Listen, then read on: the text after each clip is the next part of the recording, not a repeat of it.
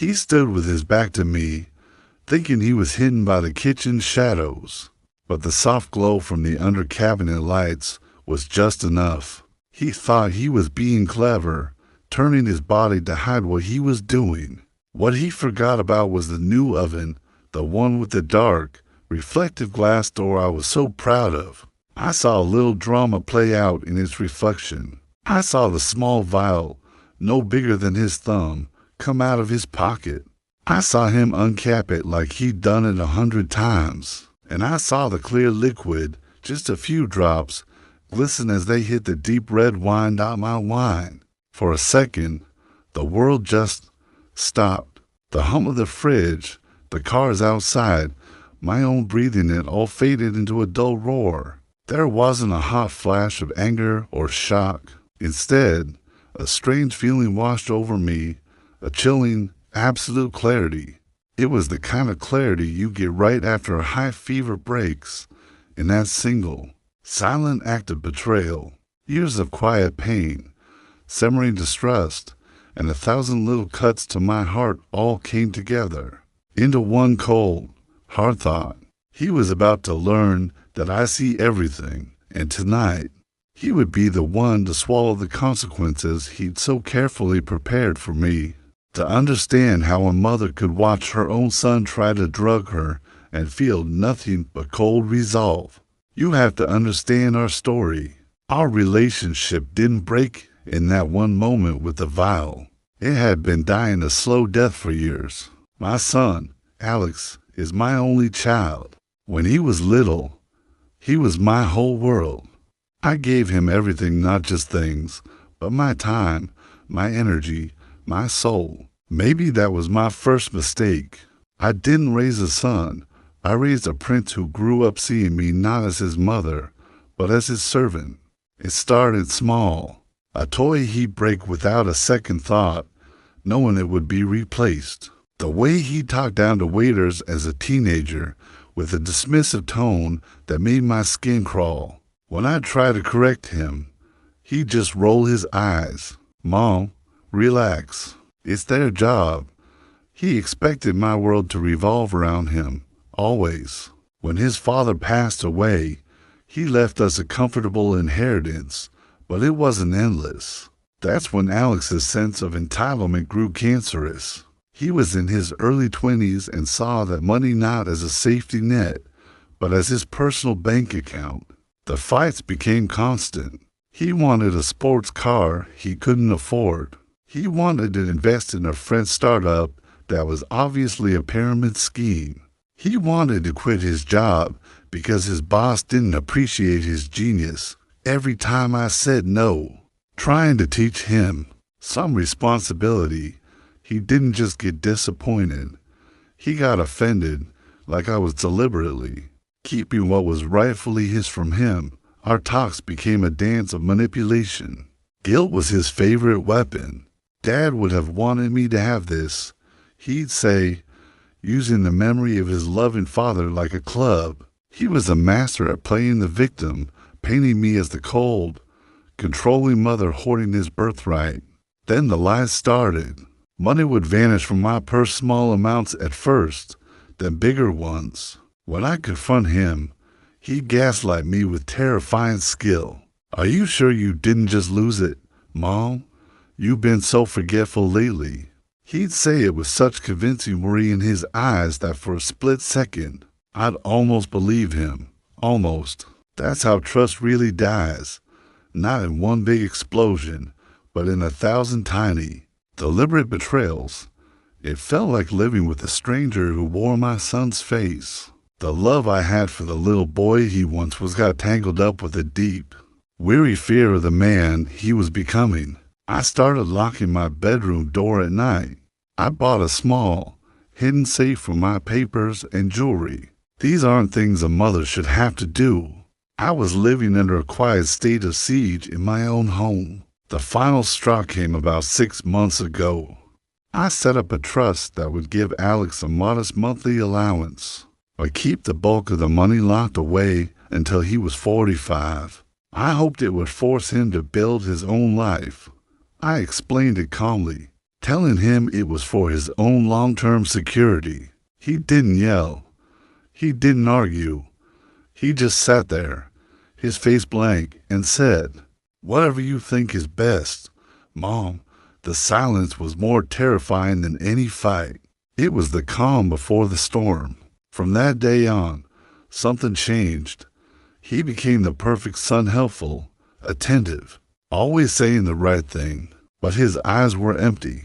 The warmth was gone.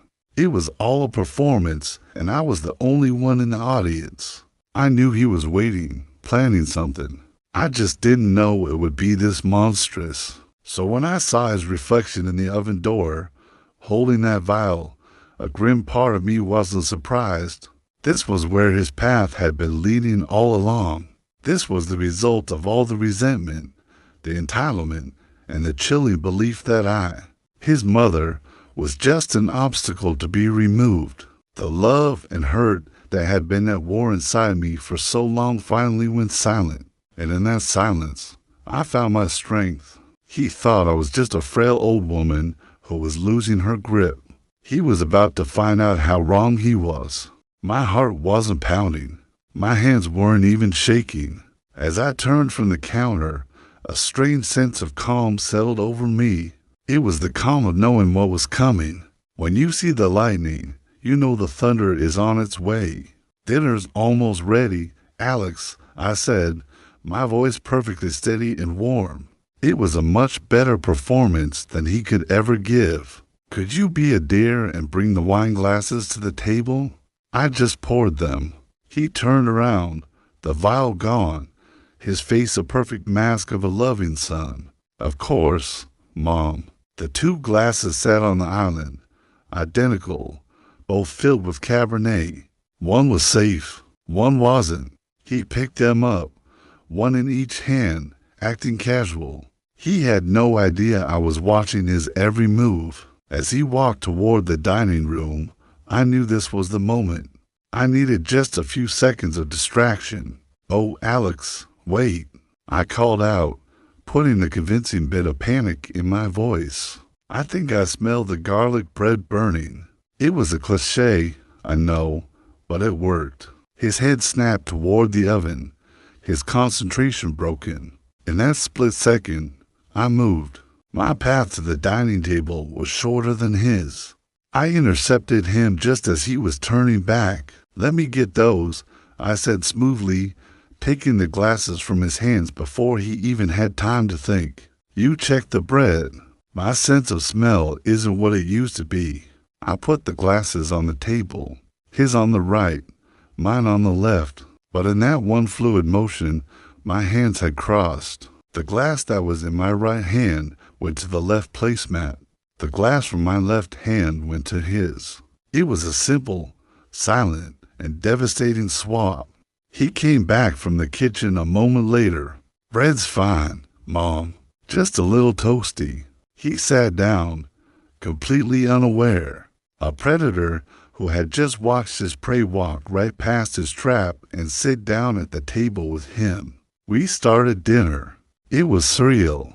I'd made his favorite, lasagna, the one he asked for last week with that fake, unnerving smile. We talked. He asked about my book club. I asked about his job search, a little lie he kept up for my sake.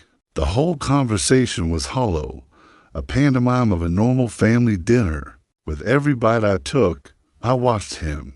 I watched him raise his glass. "To you, Mom," he said, his eyes glinting with a secret I now shared, "for everything you do." "To you too, sweetheart," I replied, clinking my glass against his. The sound seemed to echo in the quiet room. He took a sip, then a bigger one. He seemed thirsty. I kept his glass topped up, playing the good hostess. The drug, whatever it was probably tasteless and designed to be undetectable. But it was an instant. I had to wait, and in that waiting, every one of my senses was on high alert. I watched the candlelight flicker on his face. I noticed the faint hum of the dishwasher. I noted the exact moment, about 20 minutes in, when the first sign appeared. It was small. He was telling a story about a friend and fumbled a word. He paused, a flicker of confusion on his face, before he corrected himself. A few minutes later, he reached for the salt and his hand missed, knocking it over. Whoops! He laughed, a little too loud. Clumsy me. But I could see it. The slight slack in his face. The way his blinks were getting longer, heavier. He pushed his chair back from the table, looking uncomfortable. Are you feeling all right, Alex? I asked, my voice full of the same fake motherly concern he'd used on me so many times. You look a little pale. I'm fine, he insisted, but his voice was starting to slur. You's tired. I guess. He tried to take another drink, but his hand was shaky. Wine sloshed over the rim onto the white tablecloth, a dark red stain like a fresh wound. He stared at the stain, his brow furrowed, as if he couldn't figure out how it happened. The confident predator was gone. In his place was a confused, scared man who had engineered his own downfall. The quiet resolve inside me held like a rock. This wasn't just about revenge. It was about forcing him to face the truth. He had tried to silence me, to knock me out. Instead, he was the one fading, his mind slipping away, leaving his darkest secret exposed in the bright, harsh light of my sobriety. The storm was over. The reckoning was about to begin. The horror hit him not in a flash, but in a slow, creeping wave. He stared at his own hands on the table as if they weren't his. He tried to ask a question, but the words wouldn't work. Was happening? He slurred, his voice thick with panic. He looked from his hands to his wine glass and then, finally, at me. He saw it all in my face. The calm, the lack of surprise, the deep, bottomless disappointment that had finally drowned every other feeling in my steady gaze. He saw a perfect reflection of what he had done, and the realization was a terrible thing to see. His face went white. The drug was strong, but the cold shock of the truth was stronger. You, he whispered, the word barely a breath. You knew. I didn't answer right away. I let the silence hang in the air. I stood up, walked to the kitchen, and came back with the cordless phone. I placed it on the table. Then, I took a small digital voice recorder from my pocket and set it down next to the phone. I turned it on the moment he sat down for dinner. I know everything, Alex, I said, my voice quiet but firm. I saw you in the reflection of the oven door. I saw the vial. I saw you pour it into my glass. His mind, fighting through the chemical fog, was scrambling to connect the dots. His eyes darted from my face to the wine glasses. His was nearly empty. Mine was still almost full. The simple, awful math clicked into place. You switched them. He breathed, a new terror in his voice. Oh, God, you switched them. Of course I switched them, I said, my voice cold. What kind of a fool do you take me for? Did you really think I was so out of it, so weak, so stupid, that I wouldn't see something like this coming? Tears started rolling down his cheeks. Not tears of remorse, tears of fear. Mom, please, he begged, his words getting thicker. Please, you gotta help me. Call someone. Oh, I'm going to call someone, I said. But first, we need to be clear about what happened here. For the record, I nodded at the recorder. You tried to drug your own mother. You did it because you see me as an obstacle between you and your inheritance. You were willing to leave me unconscious and vulnerable, without a single thought from my life. All for money. Is any of that wrong? He just shook his head, sobbing now, a pathetic sound. He tried to stand up, but his legs gave out. He slumped back in his chair, his head lolling to the side. The fight was over. I picked up the phone. My first call wasn't to 911. It was to my lawyer, who I'd told earlier to be on standby. I explained what happened. He told me exactly what to do and say next. My second call was to emergency services. My son appears to have accidentally ingested something. I told the operator, my voice steady. He's disoriented and losing consciousness. I also need the police. I believe he was trying to poison me. The 20 minutes it took for the paramedics and police to arrive were the longest of my life. I just sat there in the dining room, watching my son fade away, a victim of his own greed. When the flashing red and blue lights filled the room, I didn't feel relief, just a deep, hollow sadness. The family I had tried so hard to save was now officially a crime scene. The aftermath was a blur of police statements, evidence bags, and pitying looks.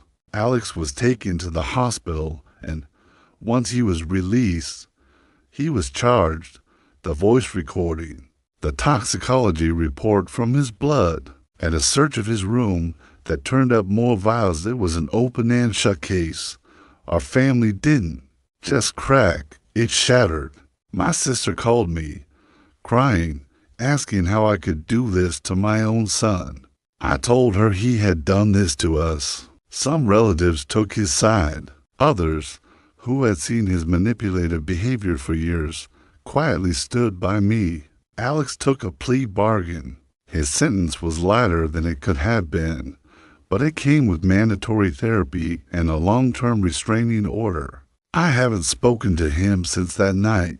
Sometimes I still see him in my head, the little boy with the bright smile, the teenager rolling his eyes, the man with cold, calculating eyes, and finally, the broken man sobbing in my dining room table. Conclusion: this has been the most painful journey in my life. It's a strange and lonely thing to grieve a son who is still alive. There's no neat and tidy ending here where we all forgive and move on. When trust is burned to the ground, it doesn't just grow back. But in the ruins of my old life, I found something I didn't even realize I lost: myself. For years, I had been walking on eggshells, making myself smaller to manage his moods. I'd forgotten what it felt like to breathe freely in my own home. I've had to learn to set hard boundaries, not just with him, but with everyone. In doing that, I've taken back my peace and my safety. The road to healing is long, and forgiveness might be a place I never reach. But I learned that standing up for your own safety, even when it means making the hardest choice you can imagine, is the ultimate act of self-love. I didn't destroy my son's life. He made a choice. I just refused to be his victim. It was one horrifying night that put an end to a lifetime of quiet horror. And in the silence that came after, I finally found the strength to start over, on my own terms. If you've ever felt trapped by someone else's betrayal, please know you are not alone. Your safety and your peace of mind have to come first. If this story meant something to you, please like the video, leave a comment to share your own story of strength, and subscribe for more stories of survival.